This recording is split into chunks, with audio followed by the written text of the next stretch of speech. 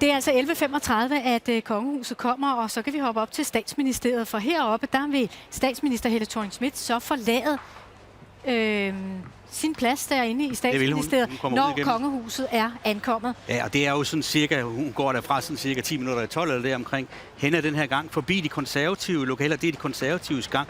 Det er også sådan en konservativ gang. Så kommer vi til den berømte røde gang, anden sal på Christiansborg. Det her rigtig mange nyhedsudsendelser er foregået. Der ligger gruppeværelser fra de forskellige partier. Nogle vil også kunne kende gangen fra tv-serien Borgen. Det er også her. Ikke sige, det er ikke her, det er en kopi, man har lavet for at kunne lave tv-serien Borgen, sådan så det er fuldstændig rigtigt. Der er gruppelokaler, SF, de radikale bor herinde på de her værelser.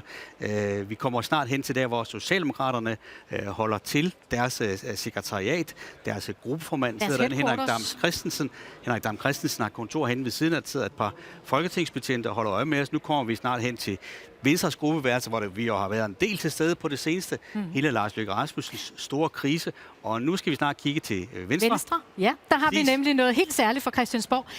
Paternostraen. Det er en paternoster. Det betyder jo egentlig bare vor fader. Det er elevatorer, der aldrig står stille, som kører hele tiden. Og et måske lidt gammeldags, men enormt praktisk ting at have på et hus som det her, fordi så skal man ikke stå og trille tommelfinger og vente på at komme op og ned. Så er vi ude på trappen. Det er den, der hedder Dronningetrappen, og det kan vi få at vide om et øjeblik, hvorfor den hedder det. Fordi når vi kommer en etage ned, så er vi på det, der hedder mellemetagen. Det er hernede lige ret og forud. Og derinde, hvor døren nu står åben, den er lukket, når Helle Thorning-Schmidt kommer forbi. Og hvorfor er den det? Fordi der står dronningen og den kongelige familie derinde bagved og får et lille glas champagne, en lille canapé. Det er altså der, hvor dronningen venter, inden hun går ud og sætter sig i kongelogen i Folketingssalen. Der er en dør derinde til højre. Men når statsministeren så går den her tur, ja, så fortsætter hun jo så ned ad trappen her, Jens. Så fortsætter hun af Dronningetrappen endnu en etage ned. Vi kan se, det er de samme blomster over det hele den her gang. Nu kommer vi ned til første sal. Der er det der, hvor Folketingssalen ligger. Den ligger lige herinde til højre. Hvis man svinger til højre, den dør her, det gør vi så ikke. Der er der det rum, hvor formandsportrætterne hænger, de tidligere folketingsformand. Ellers kan man gå ind ad døren her, lige ind i Folketingssalen. Ja, det er altså på første sal på Christiansborg, hvor nu også går vi faktisk ind i formandsværelset. Ja, der er formandsværelset. Og hvis man går videre hen, så kommer der er Henning Rasmussen, en socialdemokrat, Erling Olsen, en anden socialdemokrat, ude i vandrehallen her foran Folketingssalen.